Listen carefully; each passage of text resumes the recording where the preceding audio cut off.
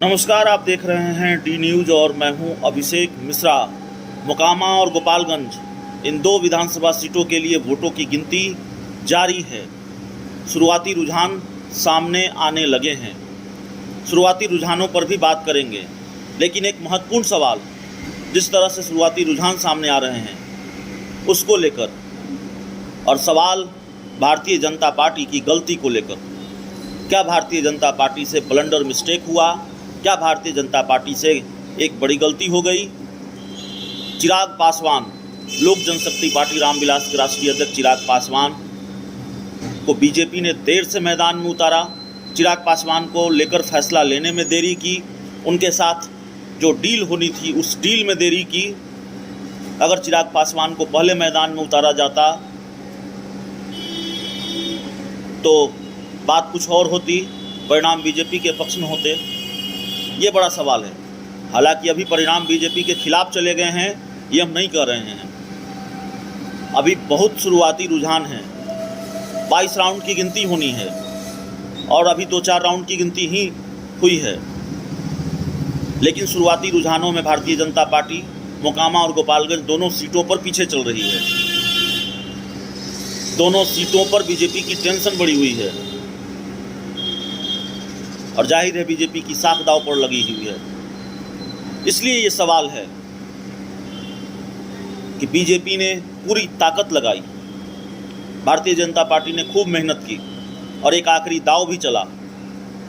चिराग पासवान पर भरोसा किया, चिराग पासवान को मैदान में उतारा, रोड शो किया चिराग पासवान ने और बड़ा जनसमर्थन चिराग पासवान को और चिराग पासवान की वजह से बीजेपी को मिला, भारतीय जनता पार्टी को मिला। गोपालगंज में भी अच्छा खासा हुजूम था, लेकिन शुरुआती रुझानों में वो हुजूम वोटों में तब्दील होता हुआ नहीं दिख रहा है क्या? वो हुजूम वोटों में तब्दील नहीं हुआ है क्या? ये बड़ा सवाल है। हालांकि फिर कहेंगे अभी शुरुआती रुझान है, अभी कुछ राउंड की गिनती हुई है, लेकिन फिर अगर भारतीय जनता पार्टी के पक्ष में ये चुनाव नहीं गया, नतीजे नहीं गए, तो फिर ये बड़ा सवाल होगा कि चिराग पासवान को जिस तरह से ट्रम्प कार्ड के रूप में इस्तेमाल करना चाहिए था बीजेपी को, वो नहीं कर पाई। चिराग पासवान के साथ जो डील होनी थी उस डील में बीजेपी ने देरी की। चिराग पासवान को जल्दी,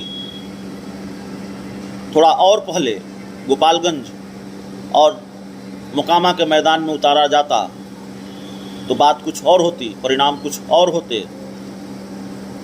तो क्या फैसले में देरी और चिराग पासवान को लेकर फैसले में देरी भारतीय जनता पार्टी को महंगा पड़ा है? भारतीय जनता पार्टी को इसका खामियाजा भुगतना पड़ेगा, ये भी बड़ा सवाल है। लेकिन हर सवाल का जवाब, और ऐसे हर सवाल का जवाब तभी मिलेगा जब चुनाव के परिणाम पूरी तरह से सामने आ जाएंगे, स्थिति पूरी तरह से स्पष्ट हो जाएगी। कम से कम 10-15 राउंड की गिनती खत्म हो जाएगी और उसके बाद जो रुझान सामने आएंगे उससे स्पष्ट होगा परिणाम किसके पक्ष में जाते हुए दिख रहे हैं। लेकिन हमने जिन सवालों पर बात की है वो सवाल भी बहुत महत्वपूर्ण है और उन सवालों के जवाब भी 10-15 राउंड की गिनती के बाद ही मिलेंगे। ये चुनाव किसके पक्ष में जाएगा, मोकामा और गोपालगंज सीट किसकी होगी, ये देखना बड़ा दिलचस्प होगा। और ख़ासकर गोपालगंज में जिस तरह से बीजेपी के उम्मीदवार पीछे चल रही हैं, भारतीय जनता पार्टी को भी टेंशन होगी, क्योंकि गोपालगंज गढ़ रहा है बीजेपी का, यहाँ से उनके उम्मीदवार आसानी से जीतते रहे हैं। तो हर खबर से हम आपको अपडेट रखेंगे। जो महत्वपूर्ण सवाल होंगे इस उपचुनाव को लेकर, उस पर भी हम बात करते रहेंगे आज लगातार पूरे दिन।